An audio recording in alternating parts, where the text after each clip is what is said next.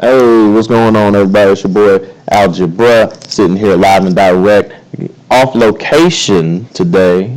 Generally, we're at the studio at home in me casa, in me living room, but right now I'm chilling in the classroom, US 206, with your boy Algebra. That's me, and then I got Bongo Tron sitting in the back row right now, just cracking jokes and making faces at me the whole time. So if I laugh, it's her fault. If not, that means I'm doing a great job. It's going to be about a 10-minute video this time, rushing to make sure I can get this up before I take off. I will not be here the rest of the week, but that does not mean that you are not required to do your work. Your extra credit is due on Friday, no exceptions. Whether you are here or not, that needs to be turned in. If you have to email it to me, if you have to get a fax machine, if you need to text message pictures of it, you need to have that turned in by Friday at midnight, period. No exceptions. Your homework from last night, it is due. You need to be turning that in now. If you have not already set up and gotten your notes out, this is going to be the last example problem that we have of this type. You have a quiz on Friday.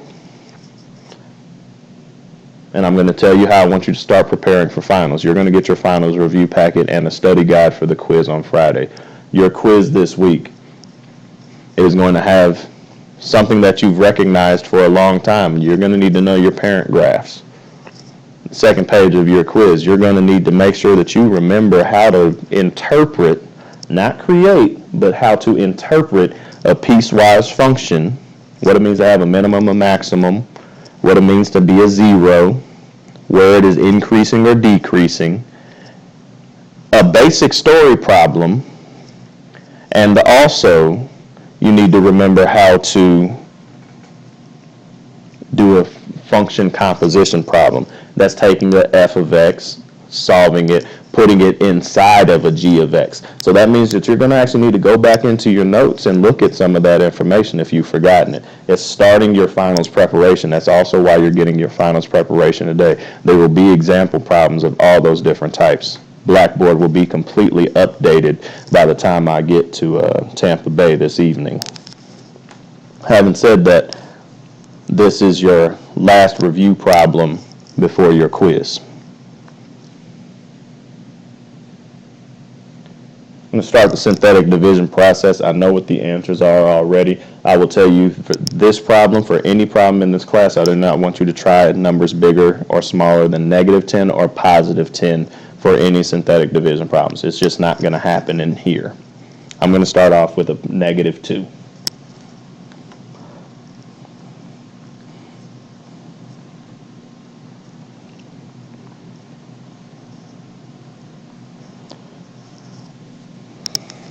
Bring the first number straight down, multiply to get it back in there. You're going to repeat this process all the way across. And notice at the very end you end up with a +36, which gives you a 0. First rule, a lot of what you guys have been forgetting to do is just continue the process from here. The second thing that you always want to do is you want to check the number that worked the first time. Maybe it's going to work again. In this particular case, it does. So I'll do the same exact process using the same number, but I'm starting at a different place.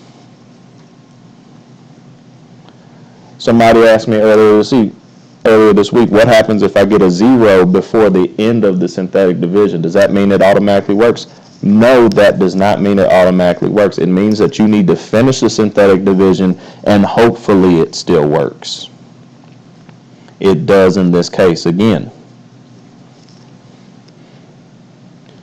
So from here, I could check -2 again. I'm telling you for a fact that it is not going to work, but there's a better way to finish this problem. You want to take your trinomial 3 terms down here.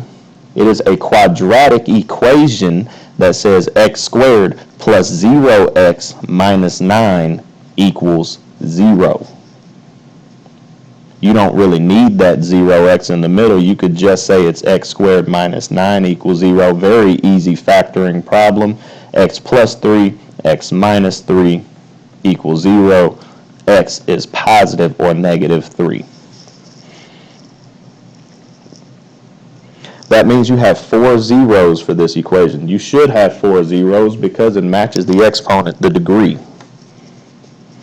the factored form of f of x. This problem could have been written as f of x equals x plus 2 squared, x plus 3, x minus 3. Now the squared there, that means it has a multiplicity of 2. It's because that negative 2 worked twice in the synthetic division part of the problem. So when I go to make my graph, it is just going to tap that x-axis, not go all the way through. The basic shape for this graph, leading coefficient was positive. It means it finishes up. The degree is even, so it's going to match at the beginning. I have a 0 at negative 3, a 0 at negative 2, and a 0 at positive 3. That means my graph is going through, tap, through.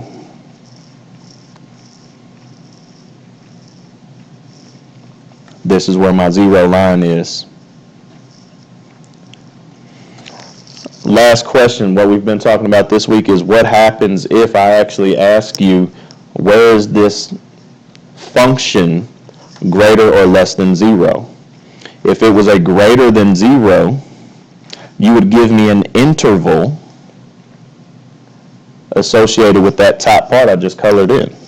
That interval would be from negative infinity to negative 3. Union positive 3 to positive infinity. Union because there's a gap. The other part I'm looking at, if it was a less than 0, it'd be this blue part down here. Corresponding to that, it would say negative 3 to negative 2. Union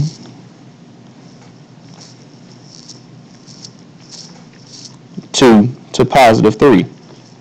Now the reason why I have to use a union this time is because I said greater than.